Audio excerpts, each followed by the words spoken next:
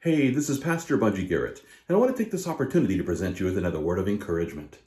Well, as we continue to watch the border crisis unfolding right before our very eyes, I wanted to take a moment to remind you about the government whistleblower who recently sounded the alarm about the child trafficking that's been happening here within our country. I'm referring to Tara Lee Rodas, who was working with Health and Human Services. And it was just 3 weeks ago when Rodas came forward and presented her testimony before the House Judiciary Subcommittee on Immigration, Integrity, Security, and Enforcement. Now, according to her own personal experience working with HHS there in Pomona, California, the federal government is effectively acting as a middleman in a multi-billion-dollar child trafficking operation. Now, here's how she put it, and I quote her: "Whether intentional or not, it could be argued that the U.S. government has become the middleman in a large-scale, multi-billion-dollar child trafficking operation that is run by bad actors seeking to profit off of the lives of children." Wow, that's quite the claim.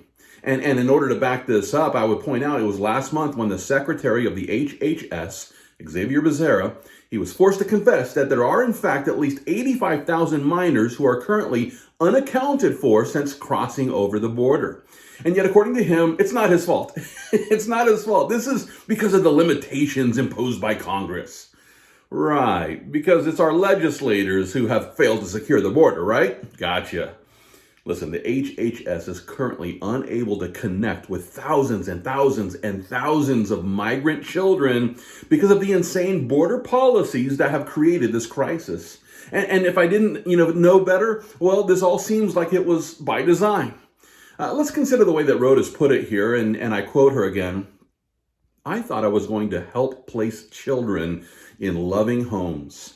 Instead, I discovered that children are being trafficked through a sophisticated network that begins with recruiting in their home country, smuggled to the U.S. border, and ends with Office of Refugee Resettlement delivers a child to a sponsor. Some sponsors are criminals and traffickers and members of transnational criminal organizations." Wow.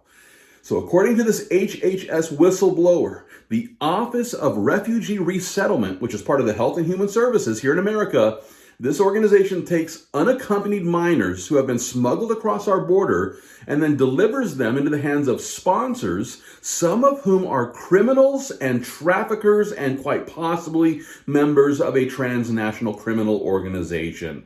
Rodas also explains this, and I quote her again: "Some sponsors view children as commodities and assets to be used for earning income. This is why we are witnessing an explosion of labor trafficking."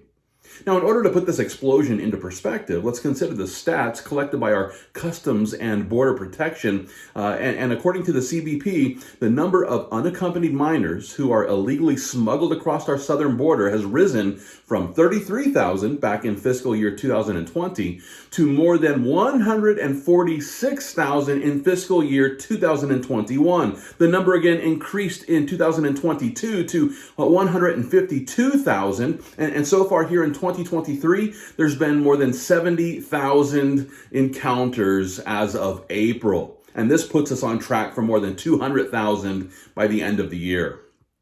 Now, as we consider how this spike started back in 2021, well, there should be no doubt that the increasing number of unaccompanied minors crossing our border is directly related to Biden's border policies. And as we consider how the HHS is unable to account for at least 85,000 migrant minors, I'm left wondering, are these people completely incompetent, or is the federal government actually involved in this large-scale, multi-billion-dollar child trafficking operation? Well, according to the testimony of Tara Lee Rodas, many of these kids are currently being forced to work for their so-called freedom. Here's how she put it, and I quote, "Today, children will work overnight shifts at slaughterhouses, factories, restaurants to pay their debts to smugglers and traffickers. Today, children will be sold for sex." Oh my gosh.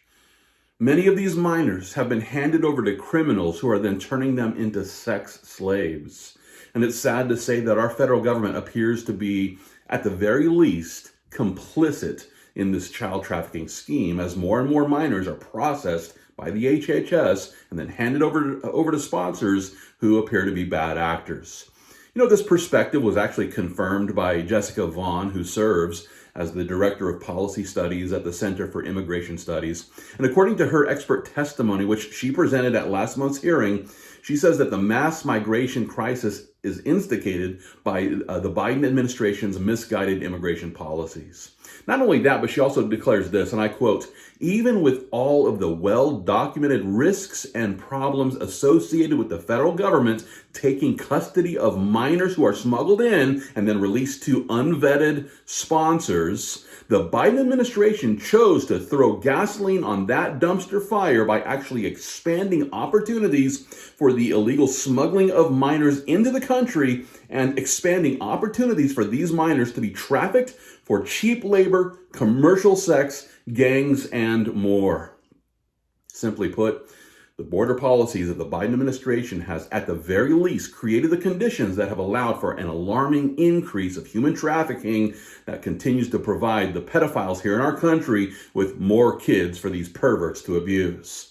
With that being the case, you won't be surprised to learn that a Dutch author and journalist named David Sorensen now claims to have irrefutable evidence that the United Nations and the World Health Organization are both working together in order to normalize pedophilia globally.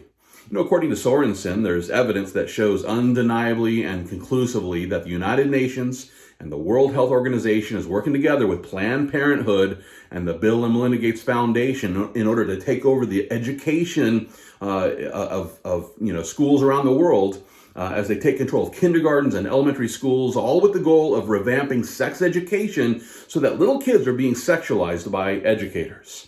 Case in point, the UN has created its International Technical Guidance on Sexuality Education. And this material, which is for the international community, in this UN material, they're promoting comprehensive sex education, which includes guidelines for educators who are being encouraged to teach children as young as 9 years old about masturbation. The WHO also has their material, which is called Standards for Sexuality Education in Europe. And according to this material, educators are encouraged to teach children aged 0 to 4 about enjoyment and pleasure when touching one's body and early childhood masturbation. And according to the WHO's guidelines, children aged 6 to 9 years old should be taught about sex in the media, including the internet. I just can't even imagine what this class would entail.